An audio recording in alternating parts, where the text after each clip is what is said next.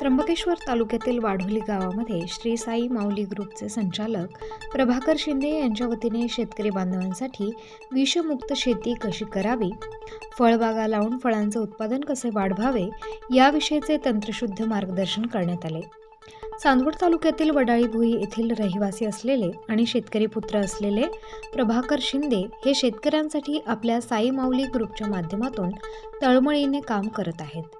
सध्या सगळीकडे शेतकरी बांधव आपल्या पिकांवर रसायने फवारणी करत आहेत, त्यामुळे शेती खराब होत आहे, शेतीची प्रत खराब होत आहे आणि विषयुक्त अन्न धान्य फळे लोकांपर्यंत पोहोचत आहेत।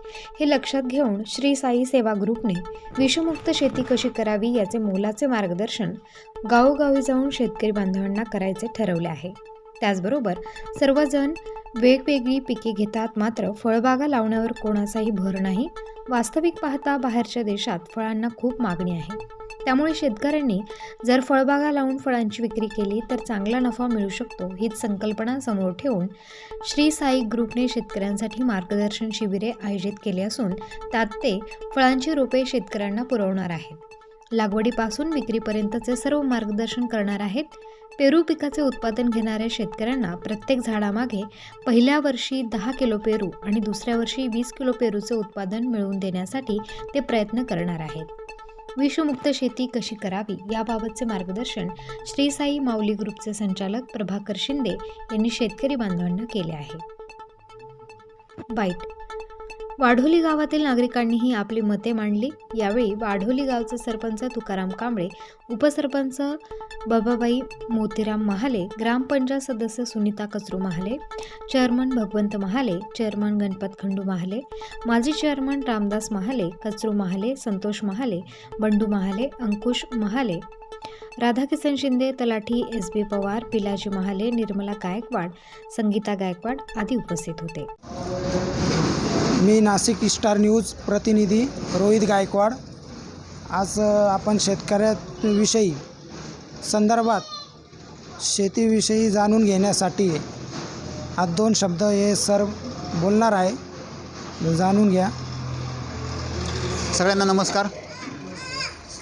प्रथम मी माझी माहिती देतो। मी वडाळी भुई गावातील, माझं नाव प्रभाकर शिंदे। मी तुमच्यासारख्या शेतकरी कुटुंबातला आहे।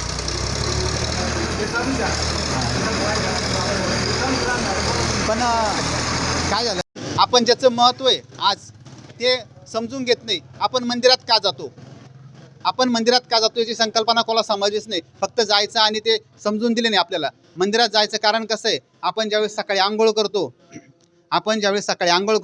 तर आपला चेहरा आपल्याला दिसत नाही, तर मग आपण काय करतो, आरशापुढे जातो। मग त्या आरशापुढे जाऊन आपला चेहरा आपल्याला दिसतो। तसंच आपल्या शरीरामध्ये आत्मा कोणता आहे, परमात्मा कोणता आहे ते बघण्यासाठी आपल्याला मंदिरात जायचं आहे। आणि ती मंदिरात जी मूर्ती आहे दगडाची, ती मूर्ती आपल्या शरीरात आहे। काळी जांभूळ, सफेद जांभूळ आणि फणस पण लावू शकतो। फणसाचं पण उत्पन्न चांगलं आहे, आंब्याचं पण उत्पन्न चांगलं आहे। आणि प्रत्येक झाडाला साई माऊली तुमच्याकडून गॅरंटी देते की प्रत्येक झाडाचा माल चालू झाल्यानंतर पेरू हा 6व्या महिन्यात चालू होतो, आंबा हा 2.5 वर्षात चालू होतो, फणस 2.5 वर्षात चालू होतं। आणि प्रत्येक झाडाला पहिल्या वर्षी ज्यावेळेस त्याचा व्यापारी बाहेर त्यावेळेस तुम्हाला प्रत्येक झाडापासून 20 किलो माल काढून देण्याची गॅरंटी साई माऊली घेते। आणि साई माऊली तुम्हाला काय करते, साई माऊली नुसतं सांगत नाही तुम्हाला झाडं लावा असं। साई माऊली तुम्हाला झाड लावल्यापासून तर त्याला कुठली क्रिया करायची, त्याला बुजाटा कसा द्यायचा, त्याला मल्चिंग कशी करायची, त्याच्यावर औषध कसे मारायचे, सेंद्रिय शेती कशी करायची, आणि तुमचा आलेला मालसुद्धा विकून देते। म्हणजे इथपर्यंत शेतकऱ्याला आपण टॉप टू बॉटम म्हणजे लागवडीपासून तर विक्रीपर्यंत सगळं शेतकऱ्याला मार्गदर्शन करते। आता अशी गोष्ट करत असताना तुम्हाला 1.5 कोटी रुपये भेटतात। मला सांगा, आत्तापर्यंत जे बांध होते त्याच्यात तुम्हाला 1 रुपये उत्पन्न झालेलं नाही, आणि त्याच्यात वादच झाले तर जर तुम्हाला बांधाची शेती जर परवडली। आणि दुसरी गोष्ट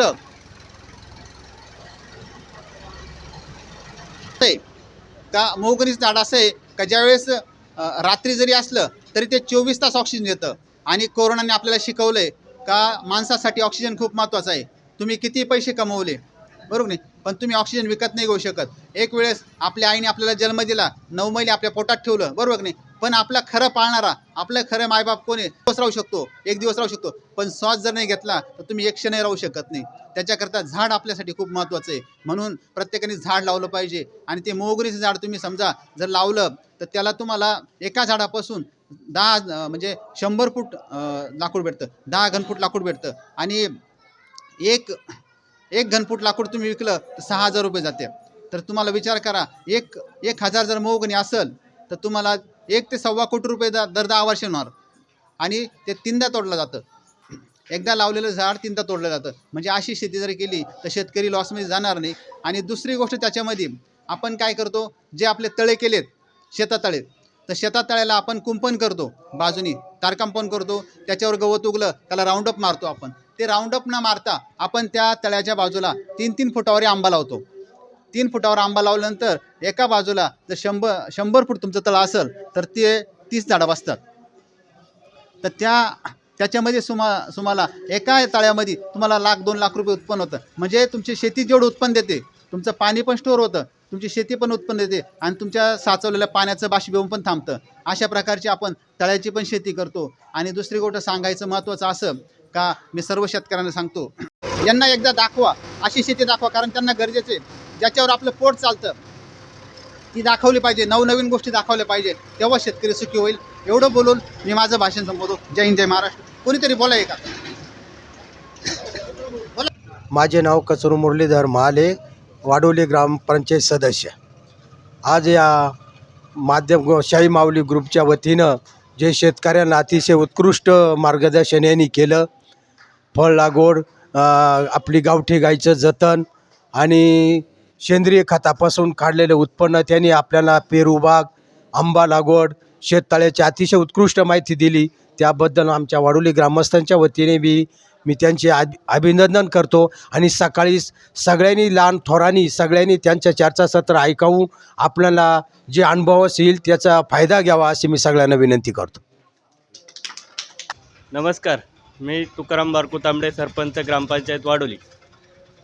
श्री साई माऊली ग्रुपच्या या ग्रुपचे आपलं नाव काय, संचालक प्रभाकर शिंदे यांनी आपल्या इथे घेऊन चांगलं मार्गदर्शन केलं, तर त्यांचे मी आभार मानतो. माझे नाव हरिभाऊ महाले आणि आत्ता जे शेतीच्या विषयावर प्रभाकर शिंदे साहेब यांनी अतिशय म्हणजे तळमळ त्यांची फार म्हणजे एक आध्यात्मिकच आहे. ते शेती म्हणजे आध्यात्मिकच आहे. तर त्याबद्दल आपण सर्वांनी त्याचा लाभ घ्यावा, सकाळी पण घ्यावा, हीच आपली नम्र विनंती. आता आपण काम करतोय 14 प्रकारच्या फळपिकांमध्ये. त्यामध्ये पहिलं पीक आहे पेरू. तर पेरूचं उत्पन्न असं आहे का आपण एकदा पेरूचं झाड लावलं, सदाबहार नावाचं पेरू आहे, तर पेरूचं झाड लावलं आपण 12x2 वरती लावतो. 12x2 वरती झाड लावत असताना आपल्याला एका एकरमध्ये 1815 झाडं बसतात. 1815 झाडं बसल्यावर जर समजा 1815 झाडं बसले एका एकरमध्ये आणि आपल्याला ते आपण लावल्यानंतर 6व्या महिन्यात त्याचा बहार चालू होतो. पहिल्याच वर्षी आपल्याला त्याच्यामध्ये आपण 10 किलो माल एका झाडापासून घेतो आणि दुसऱ्या वर्षी आपण 20 किलो माल काढून देतो. म्हणजे ती आपली साई माऊलीची कॅपॅसिटी आहे. तर अशा प्रकारे जर पहिल्या वर्षी शेतकऱ्याला प्रत्येकाने आपला मोबाईल काढा, त्यात कॅल्क्युलेशन करा, तुम्हाला मी शेती कशी करावी हे समजून सांगतो. म्हणजे तुमच्यापेक्षा मी 100% लहान आहे, तुमच्यापेक्षा अज्ञान आहे, परंतु आम्ही त्याच्यात रिसर्च केला, आम्ही त्यात सक्सेस केलं. आणि असे काही प्लॉट चालू आहे का ते शेतकरी पिडलेले होते, जे आत्महत्या करायला प्रवृत्त होते, त्यांना आपण प्रवृत्त केलं आणि ते फळशेतीमध्ये साई माऊलीच्या ग्रुपमध्ये जॉईन झाले. आणि ते शेतकरी कुटुंबात जन्माला आल्यामुळं मला शेतकऱ्याचे दुःख माहिती आहे. खूप शिक्षण झालं, नोकरी होती, चांगला बिझनेस आहे, पण काहीतरी आपल्या शेतकऱ्यासाठी करावं यासाठी आम्ही एकत्र आलो. 150 लोक एकत्र आलो. मग त्यासाठी जे शेतकरी पिढ्यानपिढ्या जे पारंपरिक पिकं करत होते आणि त्या पिकांवरती रासायनिक औषधं, कीटकनाशकं मारत होते, तर त्या कीटकनाशकामध्ये आपली शेती 100% खराब होते आणि शेतीची प्रत जी ती दिवसेंदिवस खालावत जात आहे.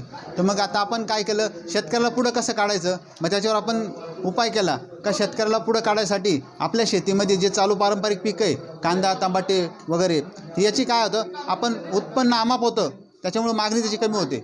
आणि आपण त्याचा विचार केला की ज्या क्षेत्रात ज्या पिकाची मागणी आहे त्याचं आपण उत्पन्न करायचं, म्हणजे डिमांड अँड सप्लाय याच्यावरती आपण काम करू. मग तो कशावरती डिमांड कसला आहे, तर मग आम्ही विचार केला का फळबागेवरती फळांचा खूप डिमांड आहे, कारण बाहेरच्या देशामध्ये फळच कमी आहे.